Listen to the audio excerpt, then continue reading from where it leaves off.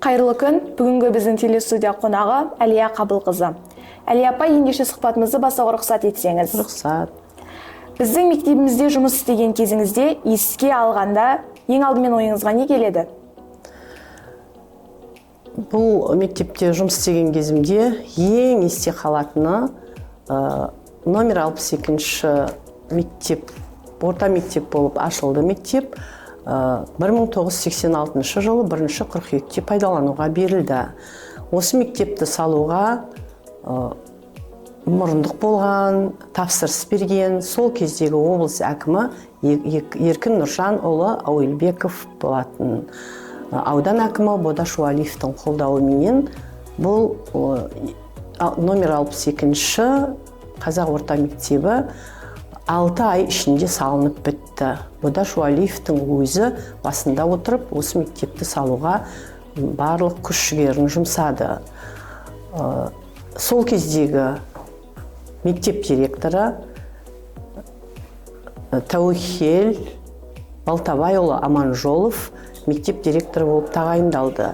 Ол мектептің құрылысы бітпей тұрып, осы мектептің құрылысының дұрыс жүруіне, бүкіл құрал жабдықтармен жабдықталуына үлкен үлесін қосып, қажымай, талмай еңбек етті. Ең есте қалатын кезім деп айтуға болады ма?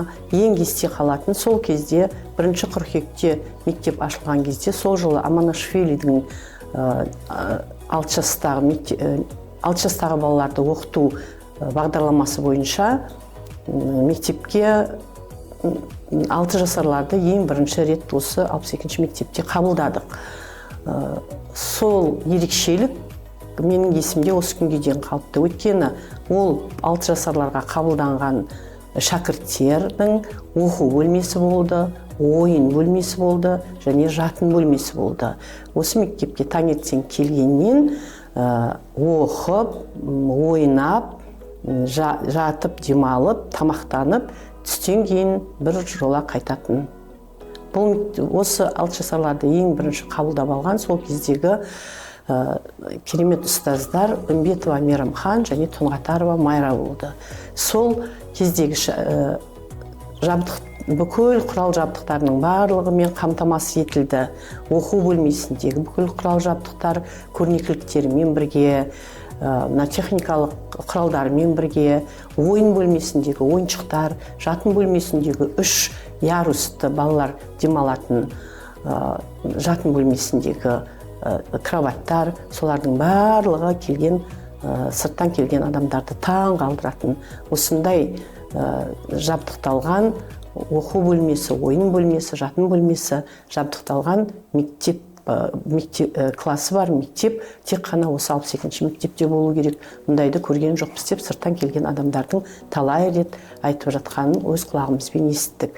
Осы балаларға сабақ берген, шәкірттерге сабақ берген Тұнғатарова Майра және Үмбетова Мейрамханның шығарған шәкірттері кейін 10-шы класс бітірген кезде өте үлгілі, озат оқушылар болып шығып, бізді қуанышқа бөледі. Тұнғатарова Майраның тәжірибесі, іс тәжірибесі бүкіл ауданның бастауыш мұғалімдеріне үлгі болып тәжірибесі таратылды. Осы менің ерекше есімде қалыпты. Әлия апай, сол уақыттағы оқушылар мен қазіргі оқушылардан бір айырмашылық байқайсыз ба? Әрине болады. Ол кездегі оқушылар онша белсенді болмайтын, әсіресе ер балалар белсенді емес еді. Оларды сахнаға шығарып ән айтқызу, немесе бір мерекелік шаралар кезінде көркем сөз беріп, соны айтқызу, жалпы халық алдына шығару өте қиын болатын. Қыз балалар белсенді қатысады барлық іс-шараларға, ал ер балаларды көпшіліктің алдына шығаруымыз өте қиын болатын. Ал қазіргі балалардың ерекшелігі, олар мына әлеуметтік желі дамғаннан кейін ба, өздері ынталанып, көп алдына шығып, барлық жақсы қырларымен көрініп жүр. Осы жағын мен ерекше сол кездегі балалар менен қазіргі балалардың арасындағы айырмашылық қой деп түсінемін. Мектепте ұстаз болып қызмет еткен кезіңізде ең қызықты болған сәтіңіз қандай болды? Мектепте ұстаз болған кезімізде қиындықтар да көп болды, қызықты сәттер де көп болды. Соның ішінде ең есте қалатыны мынау мерекелік іс-шаралардың кезінде біз оқушылармен ғана емес, мұғалімдердің өзімен де көңілдерін көтеру, шығармашылықтарын дамыту мақсатында көптеген іс-шаралар өткізетінбіз. Сол кездері осы бір сағындырған әндер ай деген іс-шара өткіздік. Пән бірлестіктерінің арасында сайыс түрінде өткіздік. Сол кездегі дайындық жұмыстары, әр бірлестіктің қайтсек бір-бірімізден озып шығамыз деген мақсатта ол кезде қазіргідей әлеуметтік желі жоқ, дайын еш нәрсе жоқ, баннер дегендер жоқ, оның бәрін өздері қолдарымен жасайтын. Әсіресе еңбек пәнінің мұғалімдерінің үлкен етіп Аралдың символы ғой, енді корабль, кеме, соны қолдарынан жасап, сол кездегі әр бірлестікке советтік дәуірдегі киім үлгісін, сосын азық-түлікті қалай тасыды, нені пайдаланды азық-түлікті тасымалдауға, үйге алып келуге, соның бәрін көрсетесіңдер деген тапсырма берілген болатын. Сол киім үлгісін, әсіресе сол кездегі үлкен мұғалімдердің ақ кофта, қара юбка киіп алып, қызыл галстук тағып, қолдарына сол кездегі анау торсетканы ұстап, ішіне нанын, ағарғанын салып, сол көріністі көрсеткен сәттері қатты есімізде қалып, күлкіге қарық болып қалдық. Сондай көңіл көтеруді тек оқушылардың арасында емес, мұғалімдердің арасында да солай өткізіп, өзіміздің шығармашылық жағынан мұғалімдерді дамытуға біраз күш салатын едік. Әрбір мереке кезінде немесе даталы күндер қарсаңында мектепте осындай жұмыстар жүріп тұратын. Соның бәріне сол кездегі мектеп директоры Тәуекел Балтабайұлы өзі мұрындық болып, өзі ұйытқы болып, тамаша деген сол кездегі бүкіл халықтың көретін, теледидардан да көретін әзіл сықақ отауы тамаша болатын еді ғой. Мінекей сондай тамаша ойын-сауық отауын құруға өзі мұрындық болып, мінекей менен сұхбат алып отырған Әбекенова қызым Нағашыбай Төлепов деген сол кездегі біздің оқушымыздың баласы екен. Соған мен қуанып отырмын. Сол Нағашыбайлар, Алдашев деген бала болды қасында. Солар деген керемет тамаша ойын-сауық отауын құрған мектепте. Мінекей сол кездер мен қатты есімде қалып қойған. Апай, сіз үшін ұстаз ұғымы нені білдіреді? Ұстаз деген ұлы тұлға, көпшілік алаш адамы жиналған кезде төр ұстаздікі деген ұғымды барлықтарыңыз да білесіздер. Мен ұстаздарды құрметтеймін. Ұстаздық ұғым мен үшін ұлы ұғым, ұлы тұлға деп есептеймін. Және соңғы кездері біздің басшылық тарапынан, мемлекетіміздің тарапынан ұстаздардың статусын көтеру жөнінде жұмыстардың жүргізіліп жатқанына сондай ризашылығымды білдіремін. Оқушылармен қарым-қатынаста қандай ұстанымды ұстандыңыз? Оқушылармен қарым-қатынаста ол кездегі енді жасыруға болмайды. Кішкене біз оқушыларды қаталдау түрде ұстадық. Олардың тыныш отырғанын, бейберекет сөйлемегенін, қолдарын көтеріп жауап бергенін сабақ оқыған кезде, сабақты айтқан кезде соны талап еттік. Оқу құралдарын міндетті түрде қалдырмай сумкаларына салып, 6 пән болатын болса, 6 пәнінде оқу құралдарын сумкаларына түгел салып алып келуін, соның бәрін қатты қадағалап отырдық. Енді қатаңдау талап қойдық. Қазіргідей еркіншілікті берген жоқпыз. Бірақ та сол кездегі оқушылар біздің сол талабымызға көніп, көптеген оқушылар жақсы оқып, жоғарғы оқу орындарына түсіп, қазір әртүрлі салада жақсы маман иелері болып қызмет етіп жүргендеріне өзім қуанамын. Бүгінгі жас мұғалімдерге қандай ақыл кеңес берер едіңіз? Бүгінгі жас мұғалімдерге білімді болу керек, ең бастысы. Білімді, алдыңдағы шәкірт оларды ешнәрсе білмейді екен деп ойламау керек.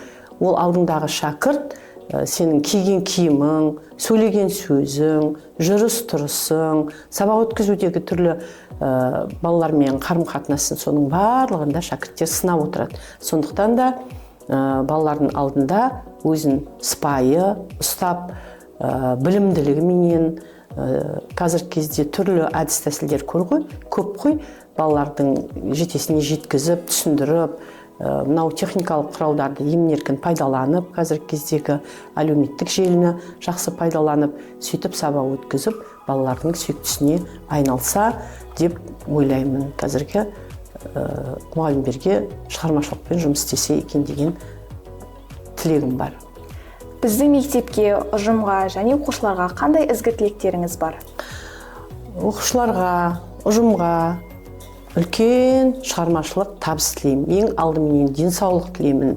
Мына соңғы кезде біз енді осы мектеп 1986 жылы 1 қыркүйекте ашылды дедім ғой. Мінекей сол кезден бастап осы мектептің көркейіп, басқа мектептерменен салыстырғанда алдыңғы қатардан көрінуіне бар күш-жігерімізді салып, сол кездегі мұғалімдер, мысалы ең алғашқы осы мектеп ашылған кездегі мұғалімдер Байшораев Қайыржан ағай, Рахимов Тимирхан ағай, Марияш Ташенова Марияш апай, Каюпова Шынар, Аблаева Гүлжахан деген, сосын кеше ғана осы студияны алып келіп орнатқан Алматтың мамасы Әлімбаева Айсұлу апамыз, осылардың барлығы да барлық күш-жігерлерін салып, сол кездегі оқушыларды қайтсек білімді етіп шығарамыз деген мақсатта жұмыла жұмыс істедік. Оған мұрындық болған сол кездегі өте талапшыл мектеп директоры Аманжолов Тәуекел болды. Енді менің осы кезге де сол оқушыларға, мұғалімдерге қоятын талабым сол кезден өзгерген жоқ. Қазір мүмкіндік мол, әлеуметтік желіде қандай ақпарат болса да ала аласың. Ең алдыменен мұғалім білімді болу керек, жан-жақты болу керек. Тек қана мұғалім балаларға сабақ беруменен, оқытумен ғана шектелмей, оларда басқа да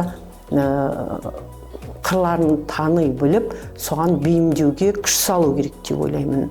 62-ші мектеп жылдан жылға гүлденіп келе жатыр. Мектептің ішінің көркемделуі, барлығы талапқа сай, қажет құрал жабдықтардың барлығы да бар. Сондықтан мұғалімдер мен шәкірттер дендері сау болып, отбасылары аман болып, мынау Қазақстанымыздың экономикасын ілгері көтеретін үлкен тұлғалар болса екен деген тілек білдірем.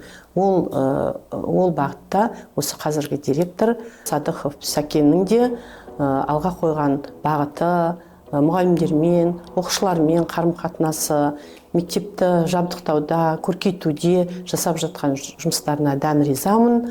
Үйде отырсақ та естіп отырамыз, біліп отырамыз, тілектес болып отырамыз. Сондықтан барлықтарыңа шығармашылық табыс тілеп, биік белестерден көріне берулеріне тілектестігімді білдіремін. Рахмет.